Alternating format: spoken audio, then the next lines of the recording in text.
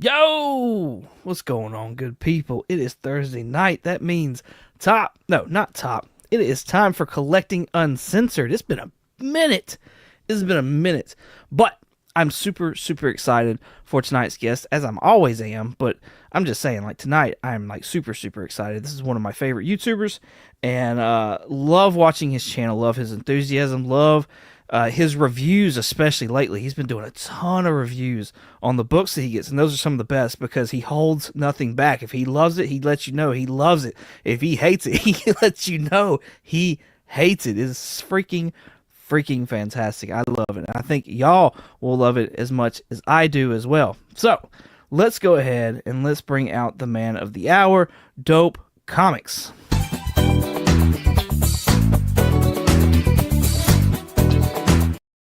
Yeah, I like that.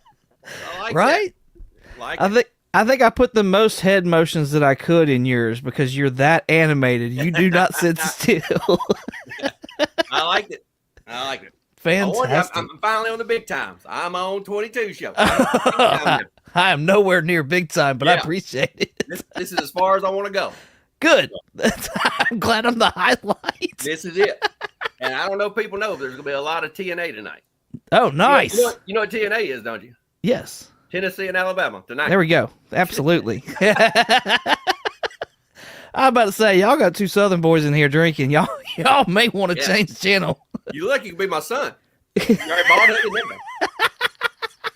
it. That's funny. Yeah. Man. Well, thank you for coming on, man. I appreciate this. This is awesome. Anytime, man. Anytime. I'm happy to be on here. So. Cool. We got some folks in the chat. Let's say hello to them. We've got Brian LCS who says he cannot wait. So that's awesome. Appreciate you, Brian. Lost Cruises, always. Hello from New Mexico. Eric, Side Quest Comics, one of your guys that you hang out with a good bit. Let's see some dope horror books. I'm just saying it's in his wheelhouse for sure. But will he bring it, though? It's in his wheelhouse, but will he bring it? That's the question. Brian LCS again. As always, a good time in Dopetopia. Yes. The self-proclaimed idiot leader right here of Dopetopia. Worst show in America, 2 years in a row on YouTube. 2 years in a row. Working on 3. Oh, he's my kind of weird, says Eric. Phil Ailing in the house. What's going on, homie? Thank you for coming out. Appreciate you. Nate with Hall. Yeah, Comics. Another one of those. 2 of my favorite people right here. Oh, thank you, Nate. Appreciate Nate, that. you don't have to suck up to him. You've already been on the show. Kenneth Bird. What is going on, homie? Thank you for coming out. Appreciate you. All right. Dope. Let's start off like we always do. People are not either, but a lot of collectors are readers. They're key collectors. They're character collectors, run collectors. They're all cover collectors, all kinds of things. What do you consider yourself as, and especially right now in this time in your life? I am mainly a reader. 81% reader. 81. That's specific. 81% reader, and the rest historian. Oh, nice. Like if I find an old book, especially horror, I mean, I love all horror. It could be an indie book, it could be a brand new book, it could be a golden age pre-code. I don't care. But if I find one of those books, I feel like I need to preserve it and hold it. I don't feel like it's ever mine, but I got to make sure it gets to the next generation. You know what I'm saying? Gotcha. But I love the good stuff anyways. If I could only pick read or collect, I would read any day. Okay. So, and usually when I read, it makes me love the character, and then I got to go out and get the first appearance. Yeah. But it all starts with reading, though. You know what I mean?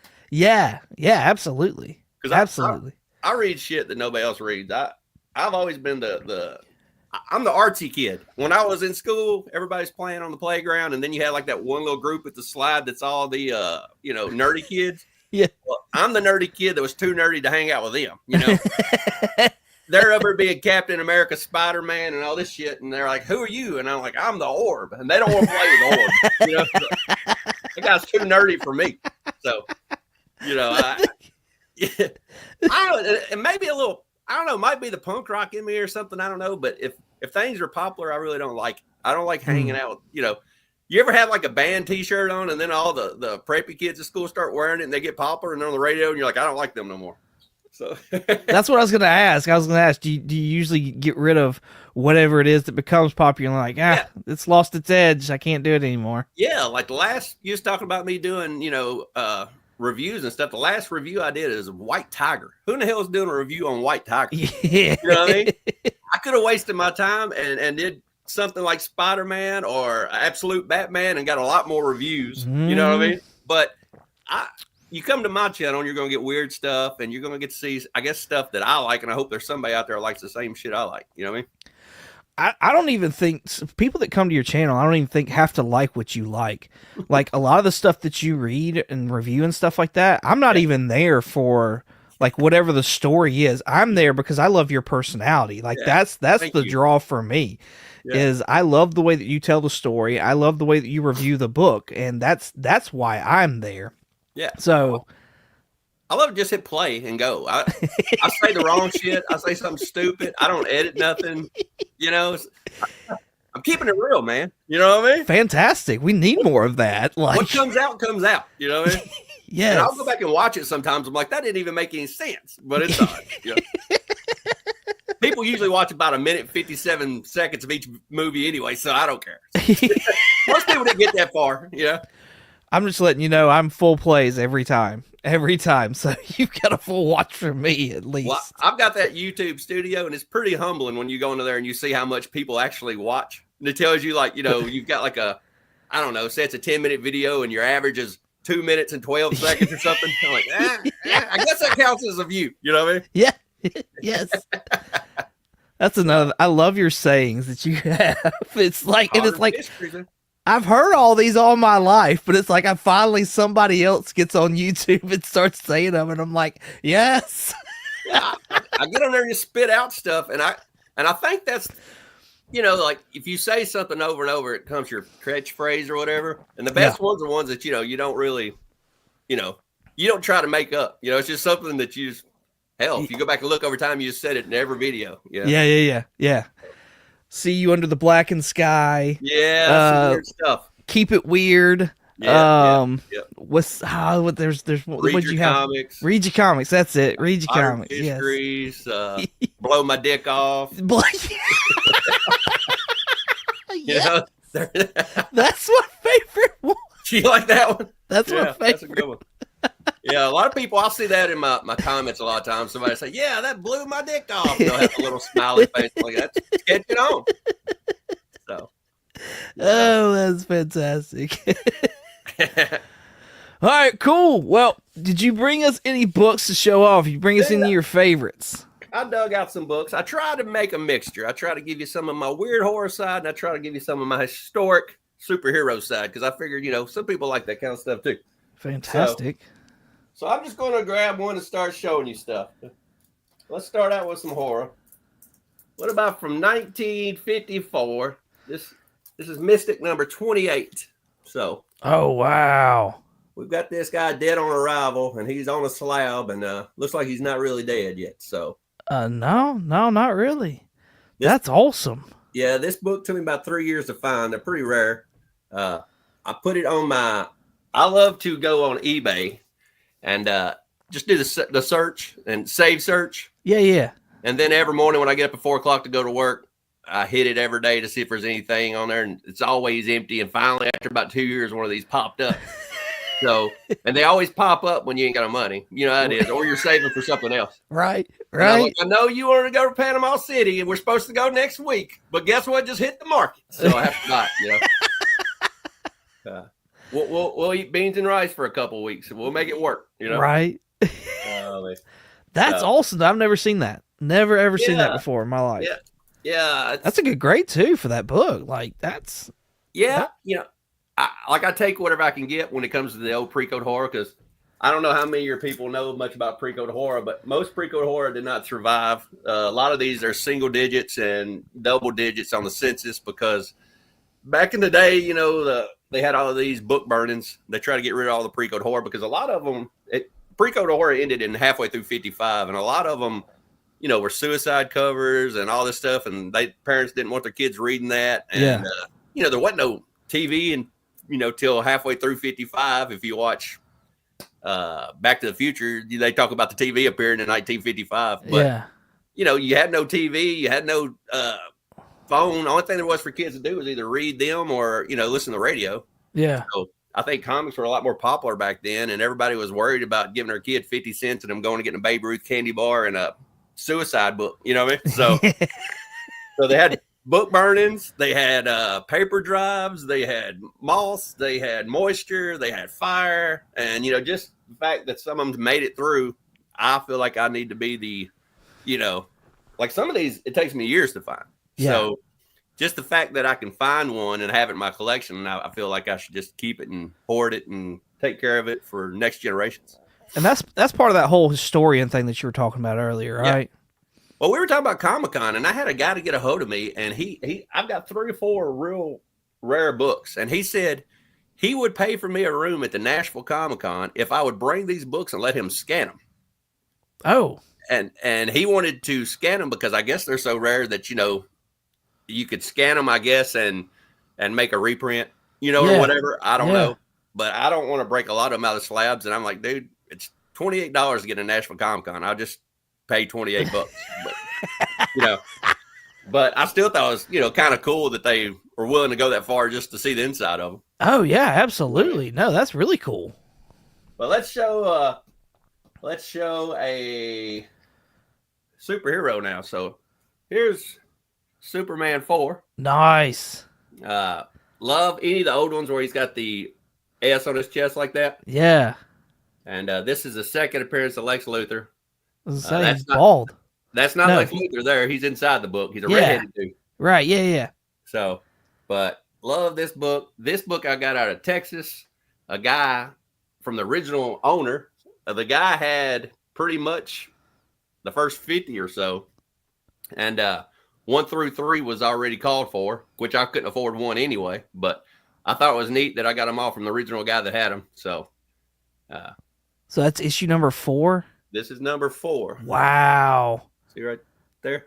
Yeah, that's crazy. And there's his name on the book. So I assume you really appreciate that kind of stuff too, do you not? I love names. I love any kind of date stamp. Man, you're going to get me off on a tyrant here, but I love, you can have a 9.8 and I can have a 9.8 and it's just not got any character. But if I've got a 2.0 and you got a 2.0, they're like snowflakes. They're totally different. You know what I mean? They can have book creases. They can have stamps. They could have names written on them. No two are alike. You know what I mean? Yeah. So I love the history of the book. I love tape on a book. I love, especially like horror books. I want it to look like it's been mangled and chopped on by a rat. I want to have spider webs all over it. I want it to look like I went down to some witch's dungeon and pulled it out. You know what I mean? I want to find some. I grew up on that kind of stuff, So I grew up watching Monster Squad, and I like that kind of stuff. Most kids grew up on superheroes, and I grew up on Monster Squad and Lost Boys. So those are 2 movies I watched on replay just over and over and over. Hold on, you're 40. Holy crap! Whoa! Next book. Sure, yeah. Let's go back horror, I guess. Let's go with L.B. Cole is my favorite artist from that period in time. So if you don't know L.B. Cole, back in the day, all the comic books sit on shelves, stacked. Like here's one and here's one. And the only thing you can see is the title. Yeah. They're stacked in front of each other. Gotcha. And on the shelf. And L.B. Cole was really good at using colors to make his stuff pop. And L.B. Cole, all of his stuff looks like it's in a black light. So this is L.B. Cole's. Oh, wow. Yeah. He had a way of making all of his covers look like a black light. And we were just talking about writing. If you look, there's some kind of stamp on his chest right there. Yeah. But this is a really it's a crazy. It's a demon coming out of the ground, and the green thing's the demon coming out of the ground. You can see these people are on just regular ground, and then there's like skulls in the fire behind them. Yeah. And that girl, she's as good as dead, So right. Yeah, so. But that's L.B. Cole's work. I have a bunch of L.B. Cole's books, and they're all just like this. They all look like a black light. So that's crazy. The colors are insane on that. Yeah. Like really. if you get off here, hopefully some of you guys will, just Google LB Cole and look at some of all his covers. All of his covers are this way. So, Did he do a lot of horror books? yeah, he did a lot of horror Okay. books, and I have a lot of them. They're the main ones I collect for the most part Because of the colors? Yeah, all of his covers are great. We showed a Superman 4, so let's show a Batman 4. Oh, wow. This is Batman 4. This is the first appearance of Joker's hideout, the Hacienda. And it's also the first time that Gotham was ever mentioned. So if you think about it, nice. you heard the word Gotham, this is where it came from. And it's the fourth appearance of the Joker, which is probably my favorite villain of all time. I like street level villains. I like people who really don't have any power. You know what I mean? Yeah. I'm a big Joker guy. I have Joker stuff everywhere. And to me, I can't get into the Silver Surfer and Thanos and all that kind of stuff. I'm more of a street level guy. You know what I mean? So Yeah. I like the Jokers, the Kingpins, all that kind of just seems a lot more realistic to me. But this is the fourth Batman, so That's crazy. So I've got a bunch of low digit Batmans and Supermans, but I tried to buy all I can find and just hoard them and try to save them all for my kids that care nothing about them. So none of them. Holy crap! Yeah, they don't want any of them. They think it's the stupidest shit ever. Like, why do you have all them coloring books? I'm like, they're not coloring books. I went up to Kentucky this week because I'm always going to Alabama. I'm going to Kentucky. I go down to Panama hunting comic books. I just go up. I'm off every Friday, so I go on a venture somewhere to some 4 or 5 hour drive. I just go places. It might be Chattanooga. I've been to the ghettos of Memphis. I go everywhere. And last week I was in Bowling Green, Kentucky, and I stopped by this treasure closet on the side of the interstate. And this woman, I said, "Do you have any comic books?" She said, "I've got a bunch of comic books, old comic books." I said, "Where are they at?" She said, "I'll go get them." She came back and had a stack full of coloring books. I'm like, that's not a comic book. So people don't respect our hobby at all. You know what I mean? We get no love out there. When the antique people don't know the difference between a comic book and a coloring book. That's hilarious. I was down your way at an antique store buying comic books not too long ago in Warrior County. You know where that's at? Okay, yeah. I'm familiar. Warrior. That was the town I was in, Warrior County, right off the side of the interstate. If you might know what I'm talking about. Okay. All right, so what are we doing now? We're going to do another horror book, it looks like. So Let's say hello to the chat real quick. We got some more folks that have come in. So we got Jonathan with Collectibles to Astonish. Appreciate you, sir. We got Steve Driscoll in the house. What's going on, honey? Thanks for coming out. Cody with Where'd You Get That? Cody. Here. Appreciate you, Cody.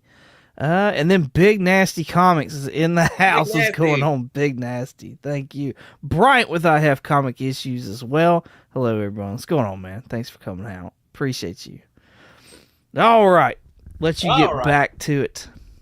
I brought out one more LB Cole to show you another example. That way you can see that all his comics are really cool. This one's real low on the census. This is a hard one to find too. This is Blue Bolt number 111. So you can see another. Is that a werewolf? There's a werewolf. There's snakes. There's skulls. There's demons. There's all kinds of weird stuff on those covers. There's like cloaked people in the back. Man, there's so much to look at. Yeah, I mean, there's candles, there's snakes. The more you look at them, that's something else I love about these books. About every time I pull one out, if you really stare at it, you'll just see more and more stuff. I think they had more time back then to actually do the artwork. It's like you look at artwork today a lot of times, and if it ain't Jason Fabic or something, it don't have a lot of detail to it. You know what I mean? Yeah. No, I agree. I love the old comics like this because they're just full. And the paper, if you ever open one of these, like the paper's super thick, and they're just a lot higher quality back then. Now you buy them, and especially Marvel, they're wavy before you even get them off the shelf. You know what I mean? So yeah, they need a press as they're new. Yeah. Which my comic book, my LCS laughs at me because I'm like, just give me A covers. I basically just roll them up, put them in my back pocket, and walk out. I don't care about grade at all.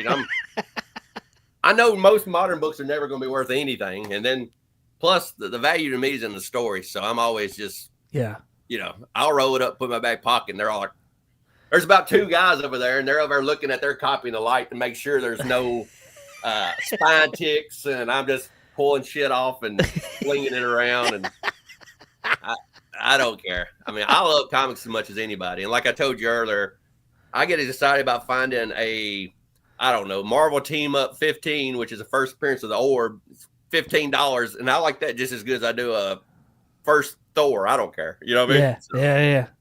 Just whatever you love it, and don't really try to keep up with the Joneses, and don't worry about what everybody else is collecting. Don't worry about if you go around collecting nothing but the hot books. If I went around buying nothing but absolute Batman and absolute Superman, and 5 years from now, I'd hate my collection because I mean I was just trying to impress somebody and buy what they bought. You know what I mean? Yeah. So I'm not into all that. I just buy what I like, and it's usually a bunch of shit that most people don't like. But I'm glad the weird people have found my channel because, hey, I always said if I could get 100 people on there, you know, I could sit around and talk comics, and we can talk Universal Monsters, or we can talk Orb, or whatever we want to all day. And you know, I'm surprised so many people like you know, just like what I like, but maybe they don't. Maybe they're like you, and you just like to come over and laugh a little bit. You know? Look at this idiot. What is he even talking about? Hamburger helper. No.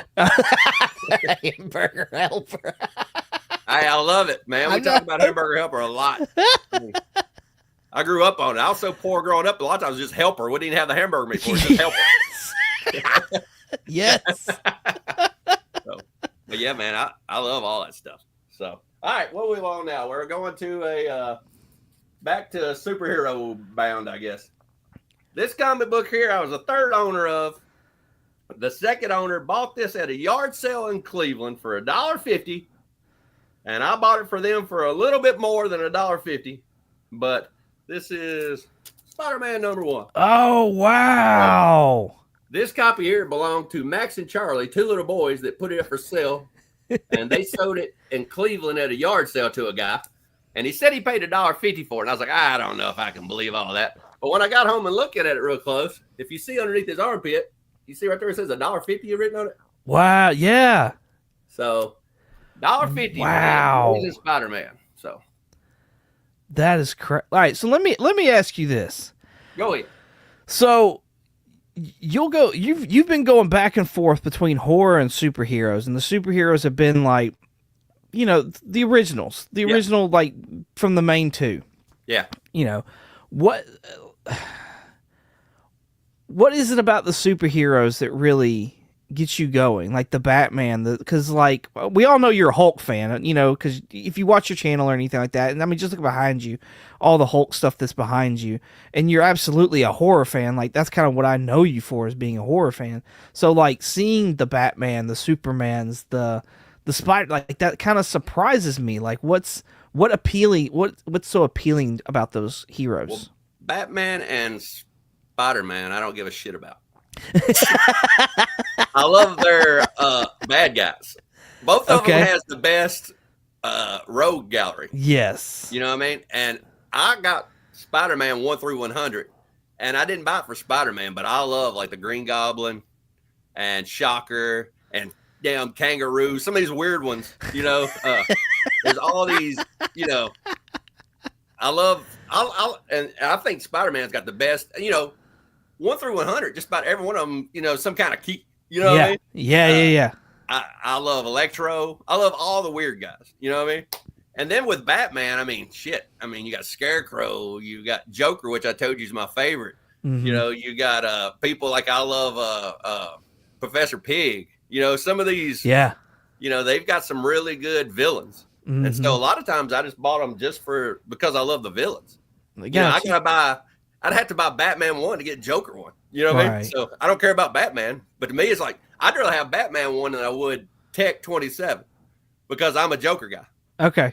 You know what I mean? Yeah. Like, that's where it's at for me. Everybody's like, "You're a dumbass." I'm like, "Well, that's what I want. I want the first Joker. I could care less about Batman." You know what I mean? So mainly villains and first appearance of bad guys. And Superman. I'll tell you a sobby story about Superman. Superman, I hated as a kid. Hated everything about the guy. Okay. He's too perfect. You know, he's the fastest. He's the strongest. He's perfect. I've told people before I would like to buy a Superman story where he's hooked on fentanyl or something. and he's actually struggling. You know what I mean? That's what I want to see. Yeah, you know? yeah. But growing up, I always hated him. He was too perfect. But whenever I got older, now I've got 2 kids. They're 13 and 16. And my son, when he was 6, was diagnosed. He's a diabetic 1.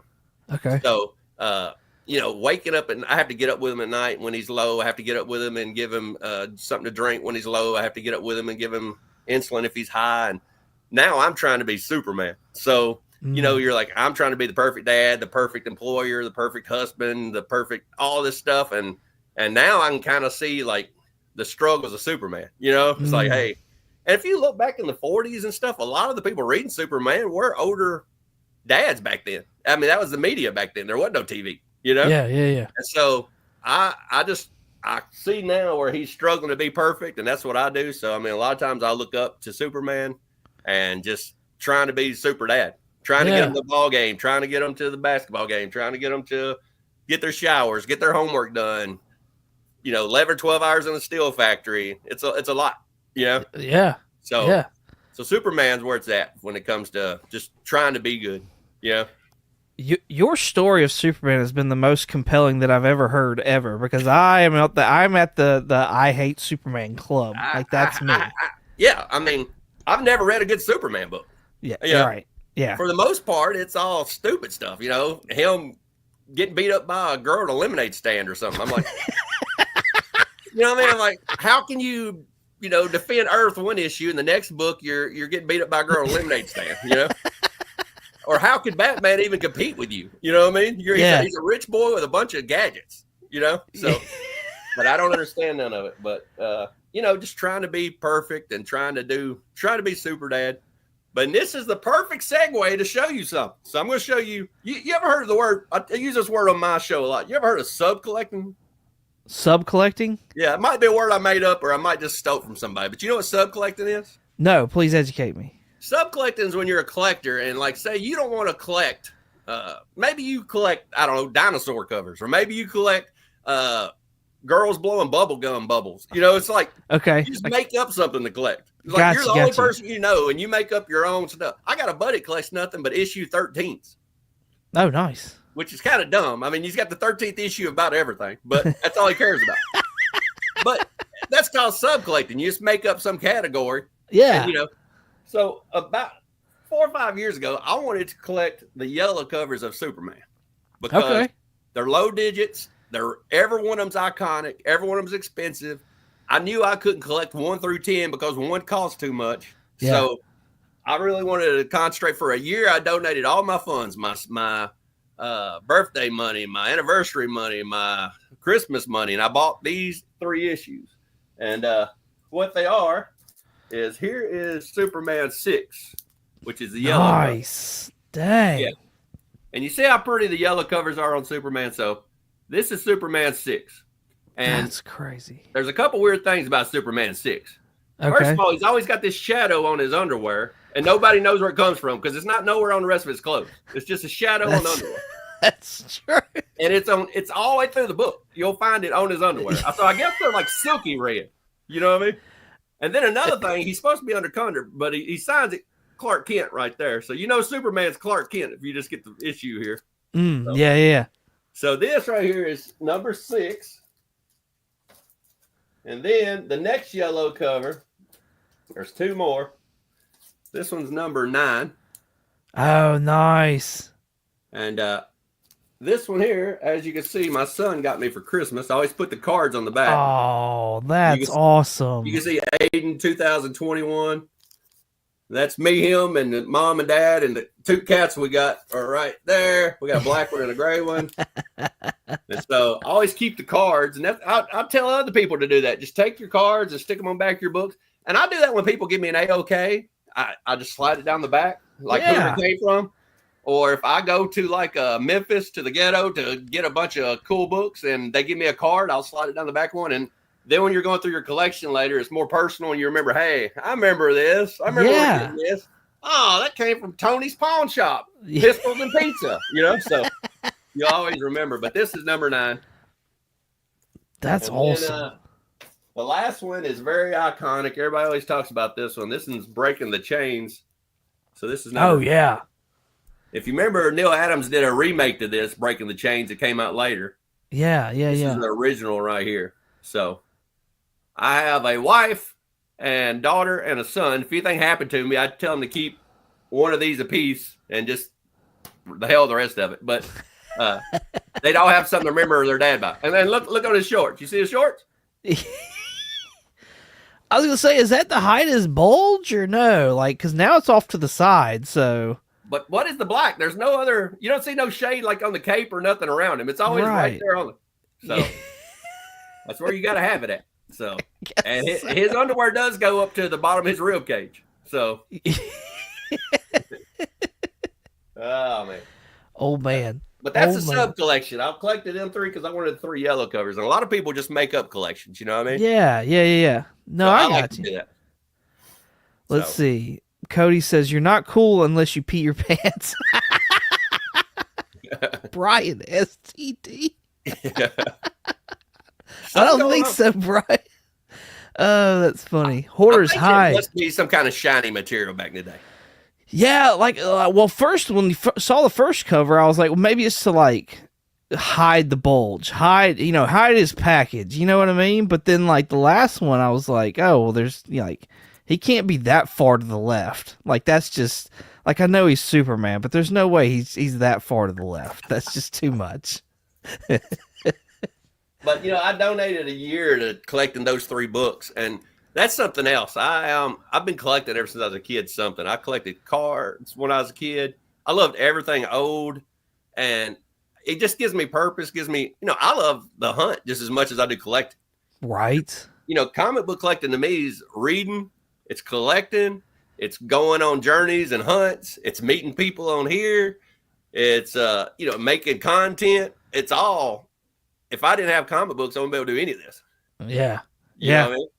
So so since you're a reader, let me ask you this. Do you ever do any like omnibus or trades or anything like that, or is it all floppies? I love trades. But the problem with trades is I have to wait 6 months to get a trade. Yeah. And I miss out talking with all the other people by the water cooler. Yeah. But I love to buy older trades of classic stories like Alan Moore's Swamp Thing or something like that. Mm-hmm. And I'm always buying trades when I go on vacation, something to sit by the pool and read. Yeah. But as far as new stuff, I have everything I read that I love. I've right behind me right now. I bought this trade. I don't know if you read Blizzard. I have not, but that's part of that Ghost Machine stuff. Yeah, I buy everything Ghost Machine. But I've got all the Man Thing, Hulk, just anything I find interesting. Even if I have the floppy, I will buy the trade when it comes out. That way I don't have to read the floppy again. Yeah. Because what I figured out, if I ain't going to read it again, I get rid of it.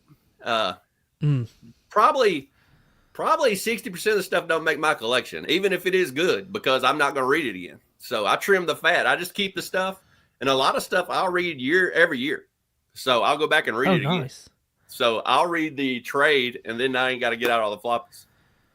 So you read a lot. I assume you don't really watch a whole lot of TV. It's pretty much you are reading. TV sucks. I hate TV. Except for A&DW wrestling.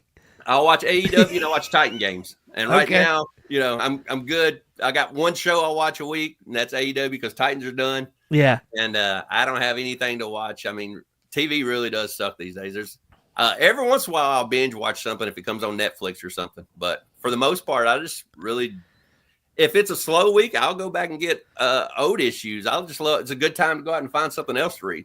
Yeah. During COVID, I was like going to junk stores and reading them giant Conan Savage books, the big magazines from the 70s. Yeah. They were $2 a piece and I could find a ton of them, and, just anything. I don't care. And if it's bad, I'll do a review on it. If it's good, I'll do a review on it. So it don't matter, gives me something to do. Yeah. So, what do you do with your old stuff that you don't want anymore? Do you give it away? Do you sell it? Do you trade? I've never sold a book in my life. I give away everything. And if I don't give it away to, like last time I gave an AOK to Nick or Nate, and then I've gave some to other people on here. And then if I don't do that, I usually, you've been to Nashville comic shopping? Mm-mm. We got a place called McCabe. It's like used books. Okay. And I'll just take a short box and sit there on the sidewalk. Oh, And nice. yeah, and there's a place out there for free books, and when I go in, I just set them out there, and somebody will come by, and instead of taking one or two, they'll just take the whole short box home with them. So, you know, and they probably get home and bring half of it back because it's just stupid shit in there that they've never thought. What in the hell? You know what I mean? So, but I'm always getting a bunch of dumb books. You know, everything I read, I'm usually the only guy at my LCS. They're like, I got you a copy. You're the only one that ordered that. So, you know, but How long have you been going to your LCS? This one, 2017. I was into comics when I was young. I was raised by a mom and just a mom, and I had two sisters and me. I was the youngest one, and my mom worked 3 jobs. She was a nurse's assistant at a nursing home. Then she watched people in their final stages at night when she was there. Damn. And then on the weekends she cleaned like apartment complexes for like not apartment complexes. You know, complexes like businesses was in. Okay. Yeah. You know, and I would be sitting there at a chiropractor office or some kind of thing, and I would just draw. She's like, sit here and draw. Just stay out of trouble, draw. And I remember just sitting there drawing cartoon characters and loving Scooby-Doo and Incredible Hulk, and that's what got me into comics the first time. Nice. I started buying comics just to learn how to draw anatomy, basically. Nice. And, you know, nice. And I remember I thought I was big time. I went to some office and they had, remember the pen that had all the colors on the top? The what? The pen. Yeah. I was like, damn, I'm stealing this. I'm taking this pen. One pen with 9 colors on it. You know, I thought I was big time because I had the pen with all the colors, you know. But I first got into art, got me into books. And my first comic was Hulk 377. It's the green cover where he becomes Smart Hulk. It's got the gray Hulk on the front of it. Okay. Yeah. Because I went to the comic store, and I live in a small town right outside of Nashville, and they didn't have any horror stuff. And the closest thing I could find to a monster was Hulk. So I would buy Hulk, Man-Thing, and Swamp Thing. So you were into horror before, like, all of this? When I was a kid, people loved, like, Spider-Man and His Amazing Friends. And I was attracted to Scooby-Doo. I don't know why, but I was Scooby-Doo. I'm talking about like 4 or 5. Yeah. And then in 1987, I was 10 years old, and that's when Monster Squad came out, and that's also whenever Lost Boys came out. Okay. And it's no turning back. You know, ever since then, it's been nothing but horror. And the original horror, I mean, he was the original monster, you know? Yeah. His original, I don't like any of the Avengers stuff. I don't like anything where I don't like, Mr. Fix-It. I don't like Awesome Hulk or whatever. I don't do Amadeus Cho. I don't do, if he's walking around and got a girlfriend in an apartment in New York City, I don't want anything to do with it. If he's shooting a gun, I just want the monster, you know? Yeah. So, hashtag not my Hulk. I don't do the other stuff. So I was gonna say, I bet you really hate what the MCU's done to him now. Oh yeah. I mean, I'll go to my LCS and I'll see a cover. He's on the cover and he's got a suit and tie on, and or one that he had one where he had on Dazzler shorts and was skating. And I was madder than hell, and they're like, it's just a comic book, and I take it personally. Fuck with everybody, but don't fuck with the Hulk. I remember that episode. I remember typing. I was like, calm down, Dope. It's okay. They're doing Dazzler covers for everybody. So like, it's not the A cover. Hulk and Ghost Rider. You can fuck with everybody else, but don't mess with them two. Hulk and Ghost Rider is my thing. I'm a Johnny Blaze fan, so. Okay, I was gonna ask you which Ghost Rider was your favorite. I can't get into Danny Ketch and none of those. I mean, I read anything, but I'm Johnny Blaze and the new Ghost Rider 44. I love so. Yeah. So no love for Robbie Reyes. I don't feel the car. You don't like it? Why has he got a car? You know, but yeah. Have you ever read it? Yeah. Okay. Yeah, I've read all of them, which is fine, but I prefer the original. So. Yeah. You know, the original books was at the bottom. It said he's possessed by Satan. Yeah. You know? Yeah. And it's like, well, he's possessed by another worldly blah blah blah, and then it got to he's possessed by a manifesto. It's gotten more soft as the years go along. Yeah. You know, absolutely. I like it possessed by Satan and walking around with a giant chain on fire is just a lot more cooler. You know. Yeah. A lot more metal. Yeah. And I love that too. I love metal music, so I'm very extreme in everything I try to do. So that's funny. Cool. Let's say hello to Hoarder's Hide. They came in here a little bit. What's going on? Thanks for coming and hanging out. Appreciate you. We had some funny comments in the chat as well. Digger Jim came in, says, oh, Lord, we got dope. It's fantastic. What is up? Appreciate you, Digger Jim, coming out. Brian LCS said The Blizzard was a good read. It's awesome. You need to read The Blizzard if you ain't read The Blizzard. I have not read it. I'm interested in Geiger. I'm interested in Junkyard Joe. I did read the first issue of Rook, and that was actually really good. So I need to go back and like find the trade and read some more of that Rook. Yeah, Fabic did all the artwork. That's amazing. And Hyde Street's amazing. If you can read Hyde Street. What's Hyde Street about? It's a horror anthology. Okay. So, each issue is its own little story, but it's a horror anthology. It's really good. And it's based in the Ghost Machine world, is it too? Too, is it not? Yep. And then you got Blizzard. Blizzard's a one-off trade, and it's about a bunch of prisoners getting sent to a maximum security prison up in the mountains of Colorado. Yeah. And they get hung in a fog storm, and they wreck. And of course, now they're all chained together, trying to make it to a cabin that's like 2 miles away, and there's a creature picking them off one at a time. Yeah. So it's kind of like Predator meets Charles Manson or something. Oh, nice. Wasn't that originally like some single issue or something like that before it was went back to a with a bunch trade? of image books, and they put it all together and made a thing out of it. Gotcha. Steve Driscoll says spaceship covers, space helmet covers, superheroes fighting themselves, my little collection niches. Yeah, that's his little sub-collects there. Yeah. Did someone say Dazzler covers? Says Nate. You got to sub-collect something, don't you? Me? Yeah. A lot of people like them. What's those covers called? Like I got the Doom this week, and it's green. What's that called? Them covers? Oh, the Virgin variants. No. Negative space. I apologize. Yeah, a lot of negative people space. Those. That I call that a sub collection. I have a lot of negative. I do like the negative space variants. I like the action figure John Tyler Christopher. I like those variants. Remember the Alex Ross covers? I like those. Oh, I love those. Yeah, I got a good bit of those villain ones. I didn't collect them all just because some I just didn't care about. So I just got the ones that I wanted. And I like a fried pie variant cover. That's like my favorite. So, but yeah. Oh, there you go. Brian's calling me out. Yep, that's it. Yeah. That is it. So. Digger Jim, show him the orb, right? Oh yeah. Rich Comic Cap Collectibles in the house. What's going on, homie? Appreciate Digger you. Jim. And he was originally from Ghost Rider. There's two of these orbs. So, yeah. Which one? Is that the first one or is that the second? Or they look the same? They look pretty similar, but this is the second one. This one here came out mutated from his mom's vagina, and he locked him in a closet because she wanted nothing to do with him and fed him cat food. He ate cat food, and she would open up the door every morning hoping he was dead and he was still alive. And he could not talk. He just makes squishy noises. And he ate cat food. How does he eat the cat food?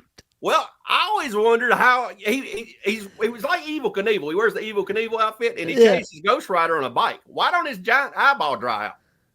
You know what I mean? Right? Yeah. Yeah. And he's got to get shit in his eye. All kinds of little insect hit his eye. You know what I mean? He don't have a bug shield or nothing. Because he's going after the Evel Knievel persona. He would have to dunk his whole head in like Visine, like a bucket of Visine. But you think he would dry out. But yeah. But that's for Digger Jim. We're big on the orb here. We also like Polka Dot Man, Hate Mongler. I like a lot of them weird bad guys. What did you think of James Gunn's version of Polka Dot Man? I liked it, but it wasn't. If you ever read the original of Polka Dot Man, it's nothing. The regular Polka Dot Man just wore an outfit and walked around, was street level. And then the very first issue I've got is Detective Comics 300. He robs a carpet shop that has stains on the carpet, so they're dotted stains. So he robbed it, and he's just a normal guy that likes to drink beer and do nothing. So now he's more of a superhero in the James Gunn stuff. He had to throw up all of them little polka dots, and if he didn't use his powers, he would throw up. And I like the whole James Gunn thing though. So okay, I love movies where people die in them. You know, Yeah. they wouldn't give James Gunn Batman or Superman, but they gave him all these C-list villains, and you never knew who was going to die. I love the beach scene. Yeah. Yeah. I'm Yeah. big on the Weasel. I love the Weasel. What'd you think of? Have you seen Creature Commandos? Love it. Love it. Love it. I was there every Thursday night waiting to watch it. So That's fine. I enjoyed it as well. I thought it was good for what it was. I thought it was really good. I enjoyed it. So I love the Weasel. I loved everything about it. The Weasel. I love the fact that we got to see what happened to the Weasel, like after Suicide Squad. yeah, yeah. You know what I mean? The 'Cause I post thought I'd credit never find scene. out. Yeah, because that's some of that dorky shit I sit around and do. I'm laying in bed at night thinking, I wonder how the Weasel, if he survived that island, you know? Yeah. But we found out now. So, you know, That's- I'm kind of like that meme, you know how like your wife, like, what is he thinking about? He's thinking about other women, and I'm over there thinking about the Weasel. You know? Yes. Yeah. Yes. Yeah. I mean, how did he get off the island, though? I mean, he can't swim. Yeah, that's true. No, I think he. All right, we ready for another book? Oh yeah. Let's say see. goodnight to Nate. Nate, good night if you're still here. Oh, Nate, come on. You're a teacher. You can put up with another hour of this. Incredible Hulk number 2. This is Nice. this is the first green Hulk ever. Yep. Yeah. Part 1, he wasn't green. This copy took me a long time to get. There was 2 important things I wanted with this copy. I wanted the Hulk to be green, and I wanted this to be red. Red's usually the first color that fades whenever you get a book. Yeah. And when I found these, this was always gray, and the Hulk was always gray. Because what makes this story important is he's green. Right. Right. I wanted him green on the cover. So yeah. it was important for me to find one that was really still had the original color to it. So this is Hulk number 2. That's crazy. Yeah. Freaking crazy. And it's got the Toad Men in it. How can you not love the Toad Men? I mean, that's a good opponent for Hulk right there, the Toad Men. I thought they were apes. No, they were toads, man. Those are toads? Yeah. Artists wasn't that great back in the day. Not all of them, anyway. So, yeah, this is a Steve Ditko cover and Jack Kirby. So, they said they're Toad Men. So, Toad Men it is. All right, let's go horror again. We got a couple more horror books to go through. This is Tomb of Terror number 16. We've got a... Oh, wow. Wow. We got the Tunnel of Love, and you can see this water zombie. It wasn't his first time killing. There's also another skull under there. Right. He's been killing people, comes to the Tunnel of Love for a while. And this one here, 4 o'clock in the morning, getting ready for work. I hit my eBay search. I remember exactly where I was at. I was sitting on a commode in my bedroom, and I saw this book was available. And so I purchased this book at 4 o'clock in the morning. It was a Monday morning. This book went on sale. This book, you know, like a lot of times on Sunday night, they start the eBay auctions or whatever, you know, for the week. And, Yeah. This was on the West Coast. I woke up at 4 and they put it on there on the West Coast that night. So it wasn't been there long, and I had to buy it immediately or it had been gone. So Wow. I was happy to get Tomb of Terror. So that's a crazy cool cover. Yeah. What's that chick doing in the background? Like she's not helping. She's not no help. You know, the tide just took the boat away. She's riding through the Tunnel of Love, and she's like, "Oh my gosh, Dale is dead." Poor Dale. Yeah.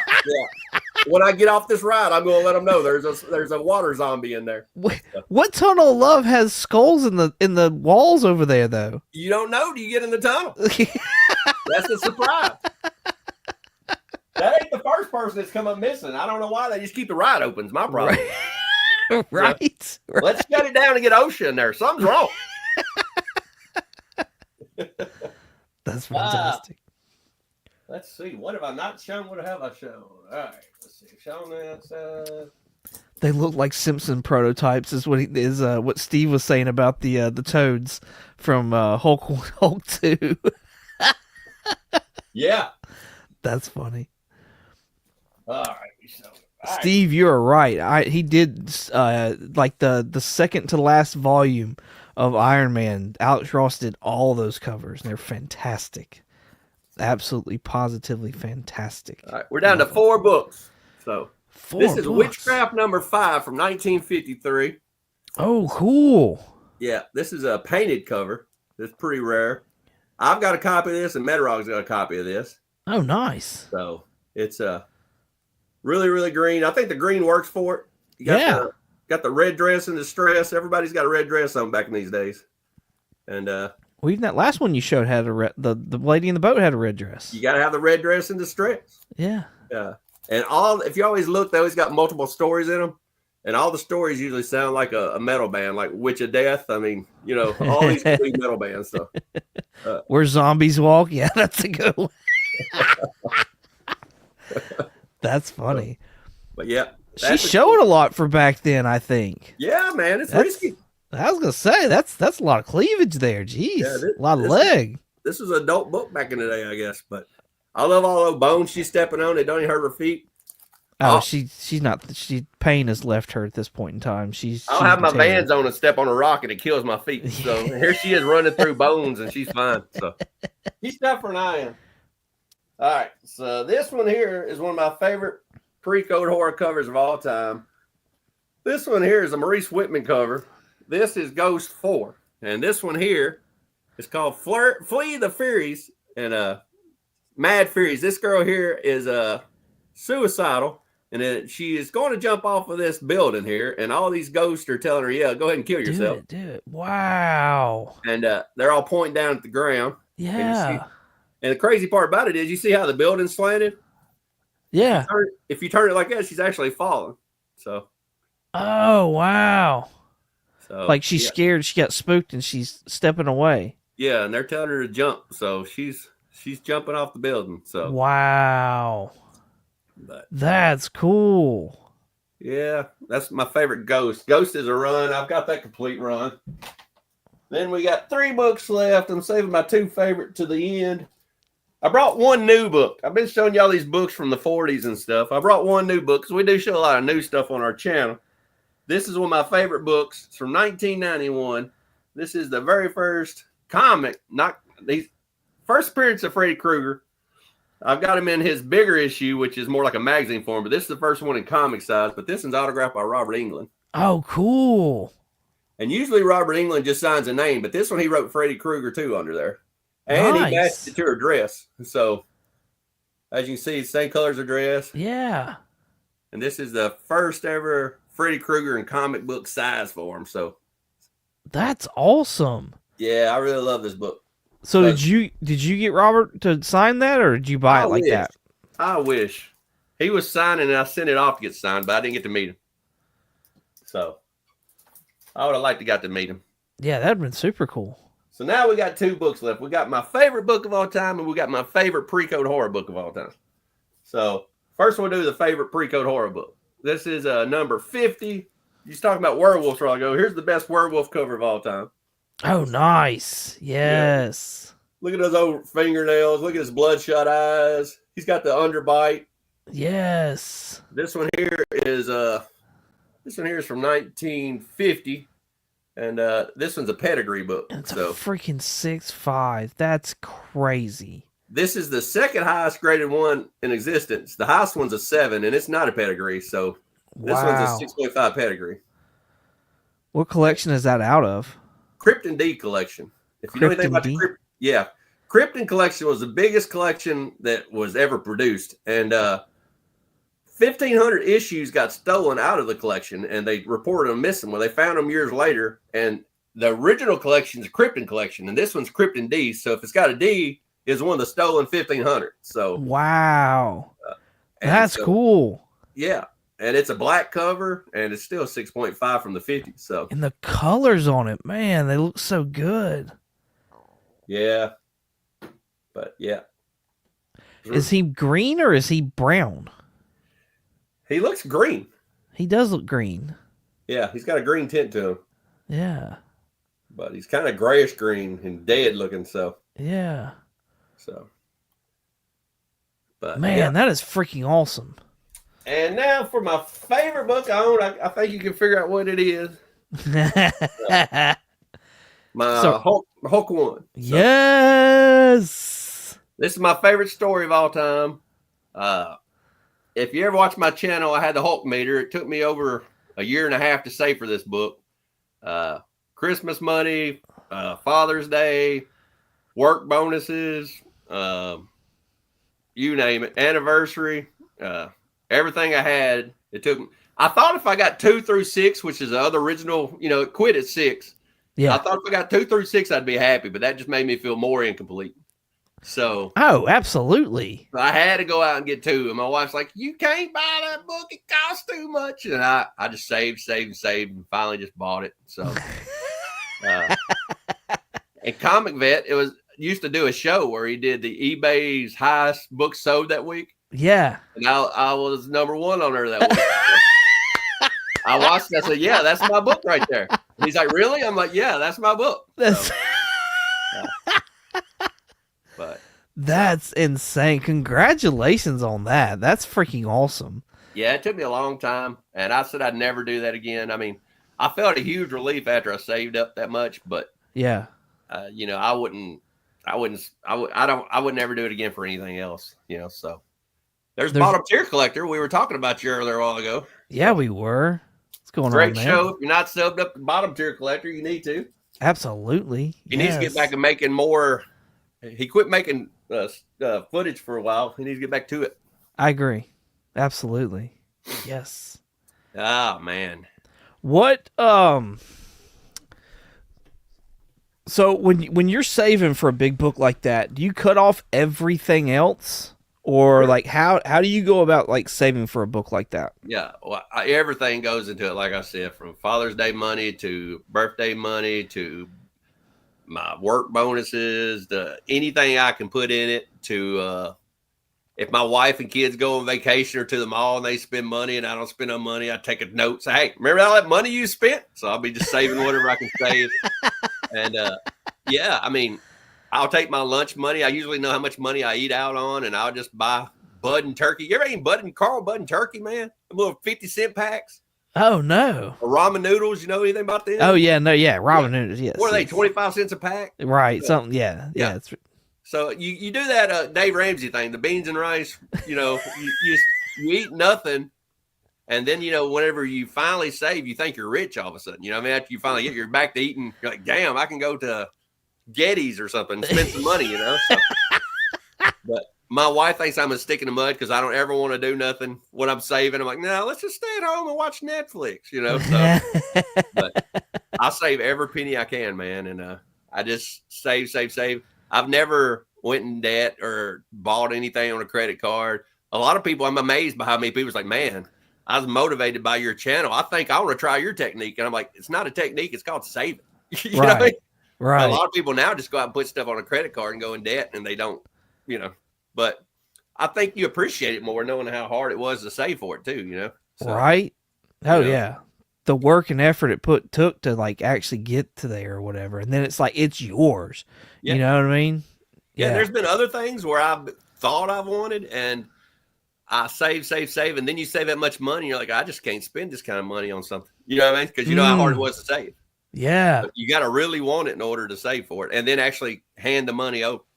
What if you don't mind me asking? What are those books that you saved up for, and you're like, I don't really want those that much. Well, now I'm about to buy one again, but the first one that popped in my head is I'm not a Wolverine fan. Okay. But Hulk 181. I think it's overpriced. But I'm not a Wolverine fan, but I'm a big Hulk fan. I'm a big Wendigo fan, and I'm a big Sabretooth fan. Okay. So Wolverine comes across my path quite a bit. And I've convinced myself I need the book now because it's the most expensive Hulk book I don't have. Yeah. So from that standpoint, I got to have it. If it was just a Wolverine first appearance, I'm like. So for years I said, I ain't paying that for a Wolverine first appearance. But now I'm like, but it's the most expensive Hulk book I don't have. So I convinced myself on how to buy stuff. So that's what I'm buying at Heroes Con this year. So, a Hulk 181? Hulk 181. So I assume you have a 180? Don't have a 180, but it's not Really? the most expensive book. That's the only 2 books I don't have Hulk. And I've never wanted them, but now I've convinced myself that, if you're a Hulk collector, you got to have that book. So on your Hulk collection, are you looking to get like a complete run done, or are you? No, I've got 1 through 6, which is the original ones. Yeah. And then I've got All the Tales to Astonish, which came after that. Okay. And then he appeared in other stuff like Fantastic Four 12 in the 60s, and he appeared in Amazing Spider-Man 14, which is the first Green Goblin. And I've got all those, and it's just the most expensive book that I don't have key book. So got you. Yeah. Got you. So, but all right. Yeah. So cool. I mean, I don't know. Some way I can convince myself that I need a Hulk 181 now. So. And I have to admit, I've been reading the Hell Hunters, and Wolverine's growing on me. So, oh, you've gotten several. Like, Sabretooth here has been one of your big ones lately, where it's like you've really kind of dived down in that whole Sabretooth storyline. I do that, man. It's crazy. I will read a book and put it in my nightstand, and then I'll read part 2, and then I'll go back and read 1 again. And I feel like you really need to know issue 1 before you move on, because you got to know the characters. Yeah. I'll study panels. I geek out over that stuff. I'll study everything about a book, know everybody's name. And right now it's all Sabretooth. Everything's Sabretooth. I just live in Sabretooth world right now. I was going to say, it did enough for you to go out and buy the first appearance, did it not? It cost me $500 something. I bought Sabretooth 1 for $3.99. And next thing I know, that same night, I'm spending $500 on his first appearance. So yeah. That's funny. But that's what happens if you love reading and you fall in love with characters. Yeah. You want their first appearances and stuff. Yeah. So no, I agree. But I'm not going to go out and just hey, JoJo said this is a hot book of the week.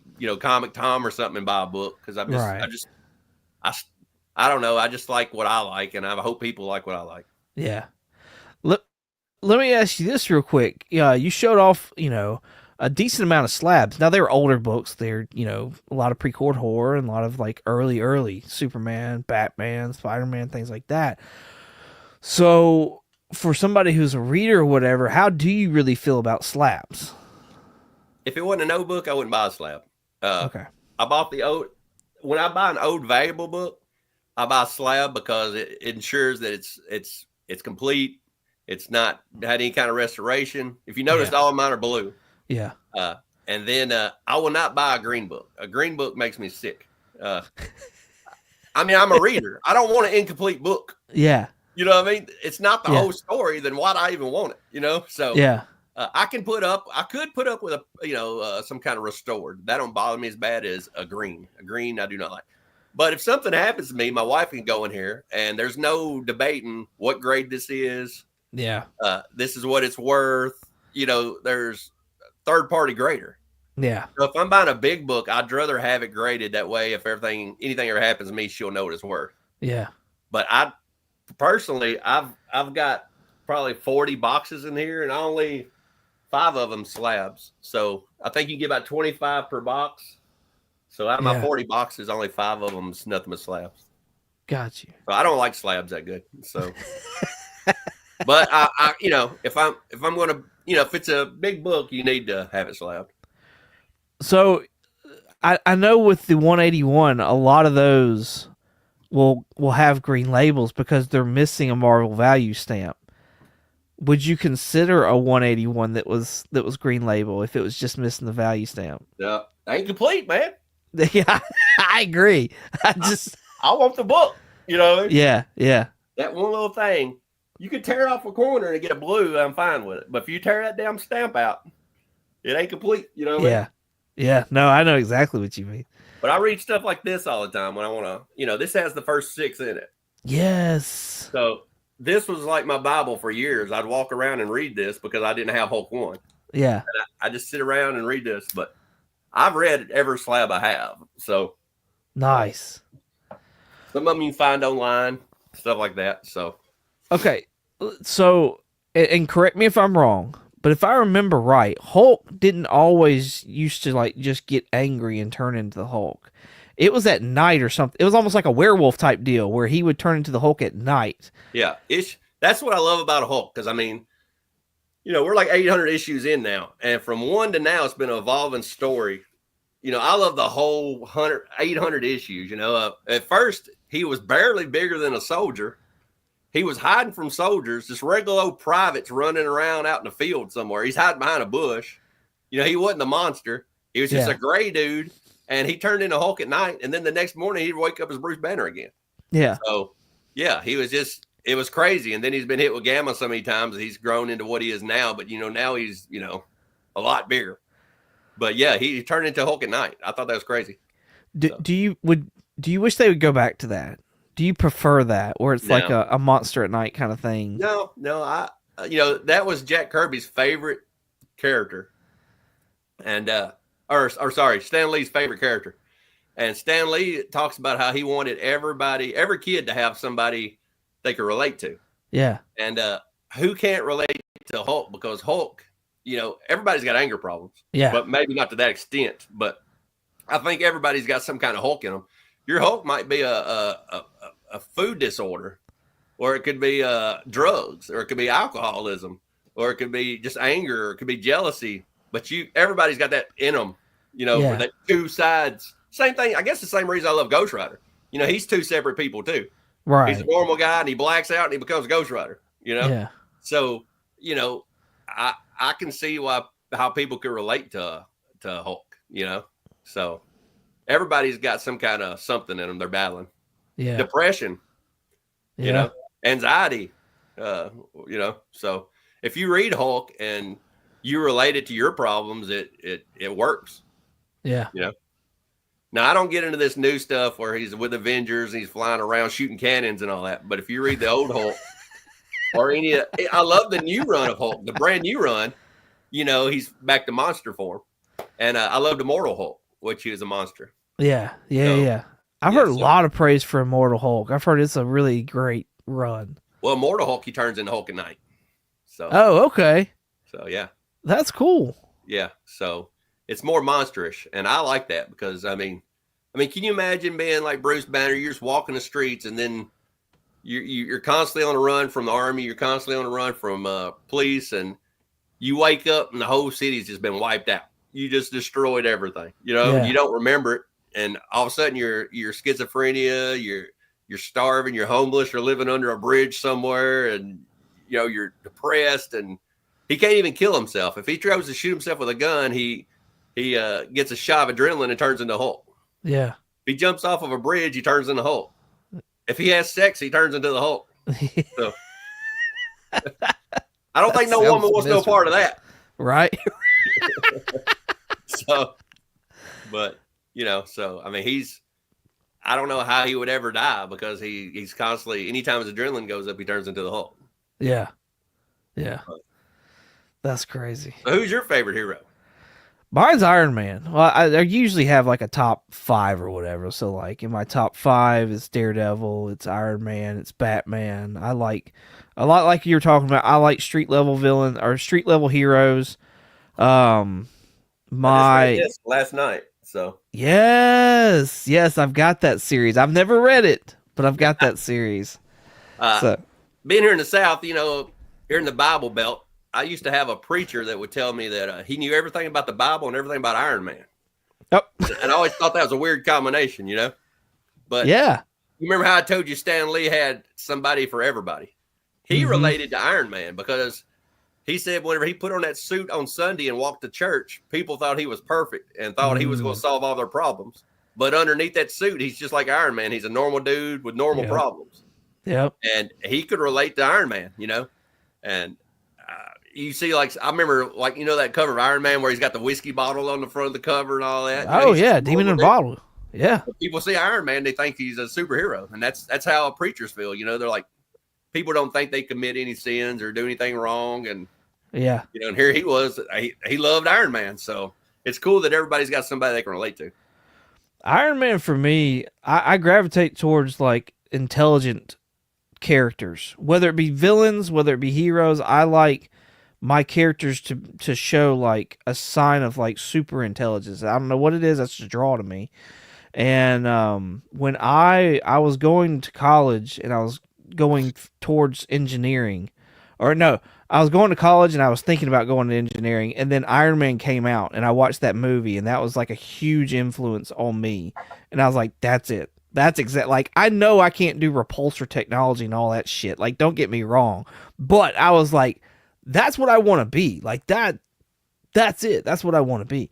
So now, yeah, I didn't go for engineering and stuff like that. It wound up being, just not capable for me to be able to go. But he's always stuck with me in that sense of like I love the intelligence of that character. Now I'm not happy with the run that's going on right now. It's kind of piss poor, but that just kind of is what it is. I think you have the same kind of thing with Hulk right now, where you're like, "Fuck Hulk! I can't do this run." Yeah, Which sucks. I hate that for you. Yeah. It's like Marvel wants to come out with like they do really good at first. They'll give you that #1 issue and they'll have all the best artists on it and this and that. Then after about 4 or 5 issues, they're like, nah, time to go to after that first trade, they'll go to some shitty artist. And it's never the same after that. They just want to sell #1s for the most part.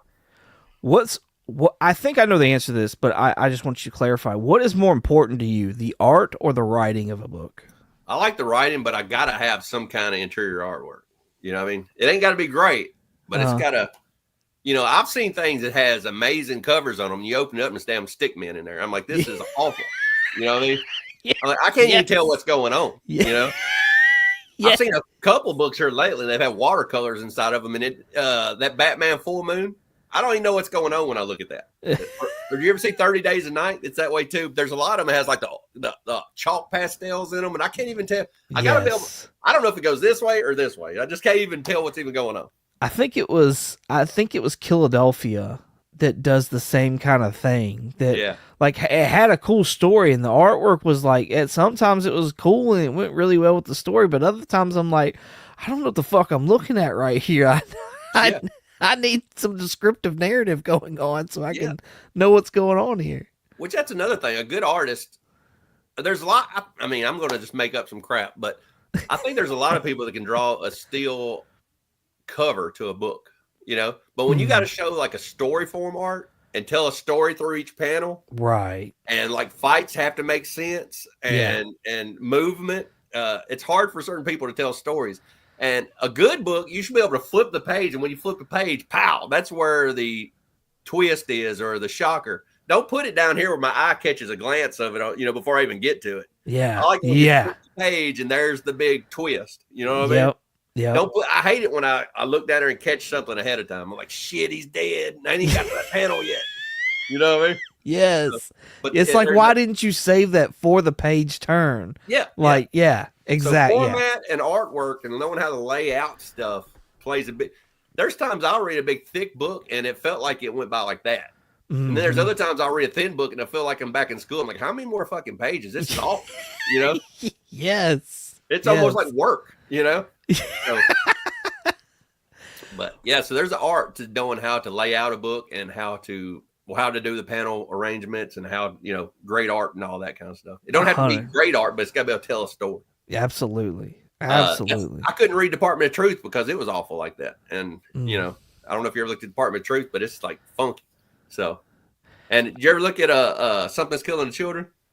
I have not. I've heard good things, but I have not. The story's amazing. It was the first 20-something issues, but the artwork, the people have giant eyes, and it's that world. You kind of get sucked into it, and you kind of adapt to it because you expect that once you read a couple, but it's just it's weird artwork.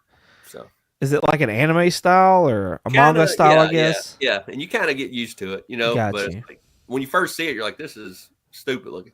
So, but I've never heard you talk about The Walking Dead. Is that something you've ever cared about? Is that something you've ever liked? I love zombies. I love everything about it. I've watched every episode. I've read all the trades, but I got so burned out on zombies. After that came out, everybody had a zombie issue from year zero. I remember all the stuff that Marvel was doing with what is theirs? That they had all the zombie stuff. Marvel Zombies. That's a pretty simple name. Why couldn't I think of that? But everybody. And Kirkman did that too. People see something that works and everybody jumps on the bandwagon. Yeah. And I just got burned out on zombies. I said no more zombies for a while because it's all the same shit. And there's only so much you can do with zombies, even though I love them because they seem realistic. But I think I just got burned out on them. I'm starting to read them again now a little bit. I read Symbiotes, Zombiotes. Yeah. And it's a 4 issues and I liked it, but it's just I just got burned down in a while, and I just cut it out of my reading for a while. So Gotcha. that's the only thing I hate. If something works, everybody else jumps on board. It don't matter if it's music. It don't matter if it's popular and it works. Everybody jumps on board. Yeah. You know what I mean? So everybody tries to ride that wave. Yeah. Yeah, and nobody really does it as good. I love the original black and white issues and all that. So yeah, but yeah. So have you tried out Mark Spears Monsters since you are a Universal? I know they're different. But it's. I'm not on the Mark Spears. I bought a cover this week. I bought number 3 for the Frankenstein cover. Okay. And I bought issue 1, and it was all over the place. And the artwork's great, but the story was all over the place. And I was like, screw this. And I didn't buy no more. But everybody says that it makes sense if you read 2 and 3. Like the first one just didn't make sense because it would jump to a totally different story and wouldn't give you no dialogue or nothing. Why'd even jump to it? Uh-huh. But it would go from the Wolfman, and you'd see a damn Wolfman in a telephone booth, and all of a sudden you're in Transylvania in 1800s, and then you're back over here in 1980. I'm like, what the hell? It's all these different monsters. But it supposedly ties together, so I might go back and read it. I think the problem with that, he wrote the story. I heard he wrote the story kind of like a trade, and then they chopped it up to make so many issues. So, I like when you write in comic form, at the end of each comic, there should be a cliffhanger to get you to buy issue 2, to buy issue 3. Yeah. Something for you to sit around the water cooler and ask the guys, what do you think's going to happen? Whoa, what'd you think about that ending? Yeah. You can't just write in trade form and then just chop it up and say, all right, first 10 pages is one issue. Here's another 10 pages issue, because it just ends weird, and it's just a weird layout. Yeah. And that's what they did. They wrote that one, I heard, like in a trade form, and just chopped it up. And his artwork's a lot better than his storytelling, because he did both. So it's it's black and white interiors, isn't it? It's color. Oh, is it? Good. Yeah. Okay. Yeah. But I have I found where I could get issue 2. I think it was either second or third print for cover price, and then issue 3 I found where I could get it for cover price. And so I'm tempted to go ahead and grab them, but I also don't want to be lost because of not having read issue 1. But it sounds like I don't necessarily need issue 1. I don't know. I believe 9 of every 10 people that buy that just cover buying, because the artwork's amazing. Yeah. And I bought the Frankenstein number 3 cover, and for number 1, I bought the Dracula cover where he's holding the cross in front of it. Yeah. And the homage. The only issue I want that I don't have there is one of Lady Frankenstein. The bride, yeah, and she's got the you can see the what do you call it, where she's been embodiment, or she's got the Y where she's been all sewn up. Yeah. But I'll probably get that one, but that's just all cover buys. I don't think the story's that good, but okay, each his own. Things hit different. I can read something and it not be worth a shit, and I can go back and read it 5 years later. I'm like, this is amazing. Because it all depends on where you're at in life. Yeah, no, I agree with that. Yeah, I've got friends that don't have kids, and they'll read something like you said. You read Geiger, right? I have not read Geiger. I read the first issue of Rook. I want to read Geiger. Well, Geiger's about a guy trying to protect his family, and if you have a family and you read that and it pulls at your heartstrings, this guy's got a baby and it's the end of the world. And if you don't have kids and you're 13, you're like, fuck them all. You don't affect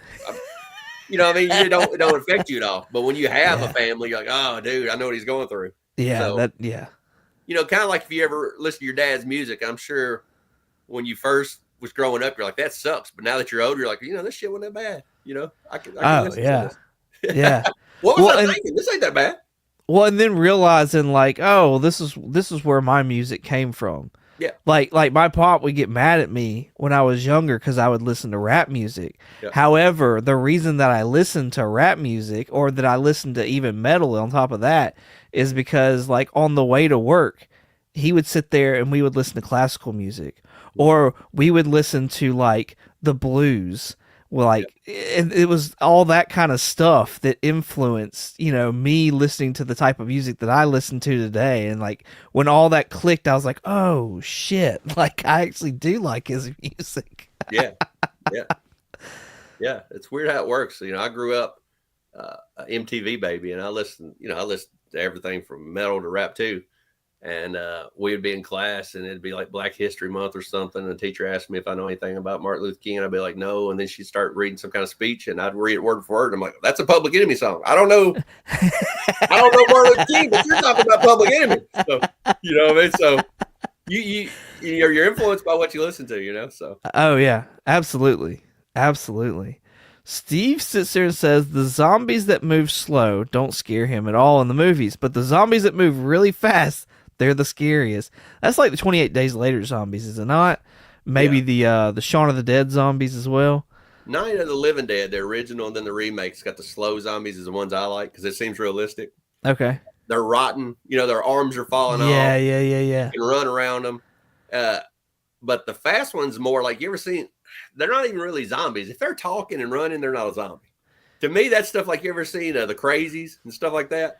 That's just some kind of plague, you know? Okay. Or, you know, they're more scarier because they're chasing you. But if you watch a lot of them zombie movies where they can run, they're always stupid. They're always talking, I smell brains. I'm like, well, how do you use smell brains? You know, so chasing your car and all this stupid shit. So to me, it's more realistic. They're the slow zombies. But yeah, I got you. But they're different speeds too. The more they're rotted, the slower they should be. Yeah, I agree. You know what I mean? Yeah. You know? Falling down over themselves because the legs break, stuff like that. Dead. Whenever they would get some old zombie, their head was like a mushmallow, and you could about just squeeze their head with your hand and go through their eyeball. Yeah. But a new fresh person still had a normal skull, you know. So yeah, man, the graphics on the wall, they had that. What was it, Greg Nicotera? That guy, man, he was on point. On point. Yeah, I love The Walking Dead, especially the early seasons of it. Oh yeah. You know, the whole even barn, though there's the Year of the Barn and all that, I really liked. Yes. The Herschel's farm. Yes. Yeah. You're making me want to go rewatch all that. That was good stuff. Well, what was good about that show, and also about did you ever watch oh man, I call it Titties and Dragons, but it's called what is that show? Game of Thrones. Game of Thrones. Yeah. The two things about those shows that made you like to watch at the beginning, it was just like we was talking about with Suicide Squad. Somebody would die every show, and you never knew who was going to die. Yep. And once they quit killing off people on The Walking Dead, it got stupid. It's like, if Daryl dies, I quit watching. And there was too big of a group. You know, there's all these groups, nobody was dying. Right.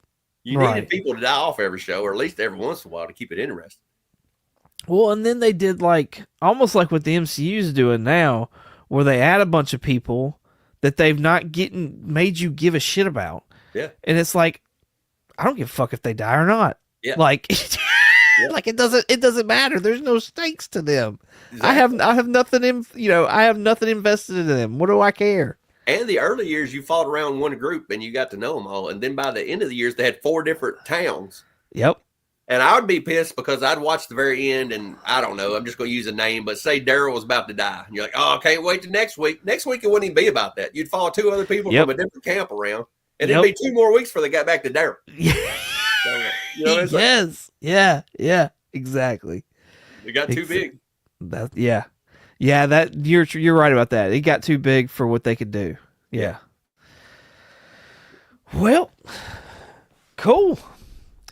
I assume you are done with all your books. I am done with all my books.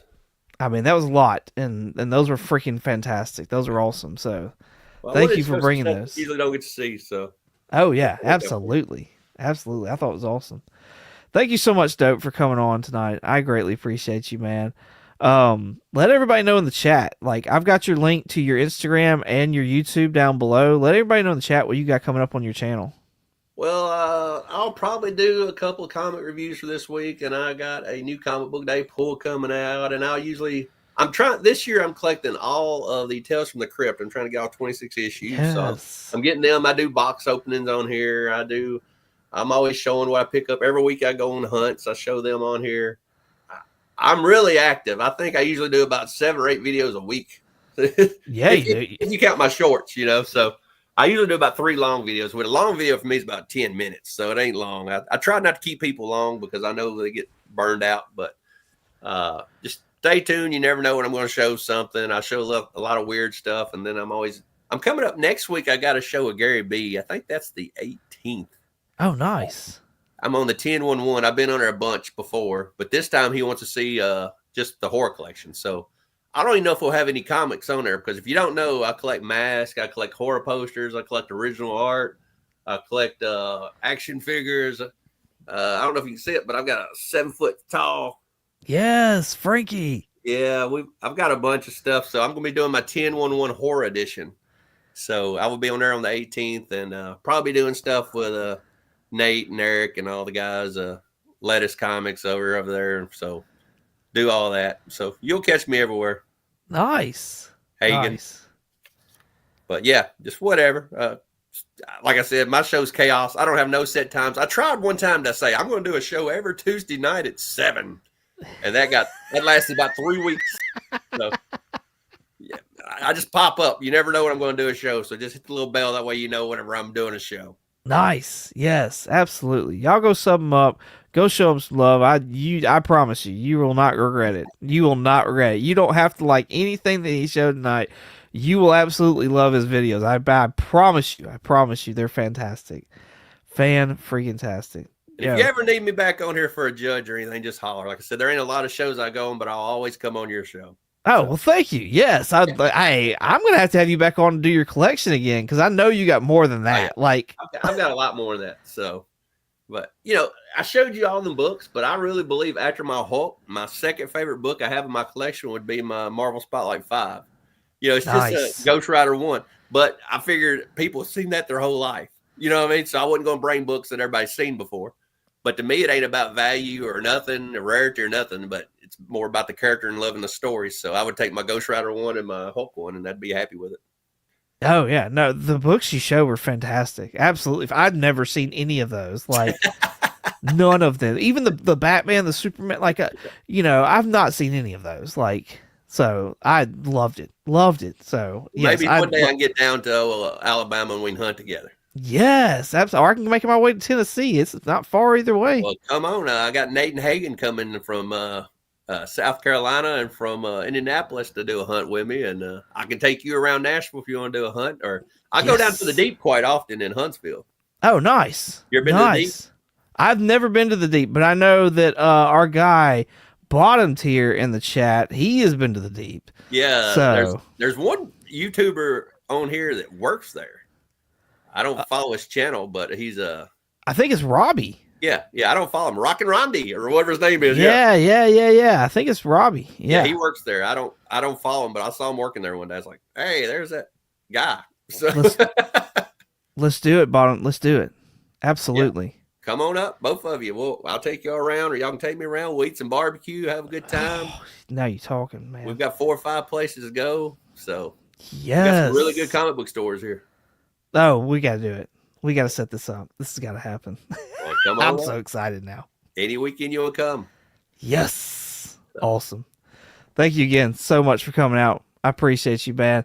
Thank y'all, chat, for coming and hanging out with us. Like I said, go check out Dope in the comments, in the description below. You'll find his link. YouTube, Instagram. Go sub him up. Go show him some love.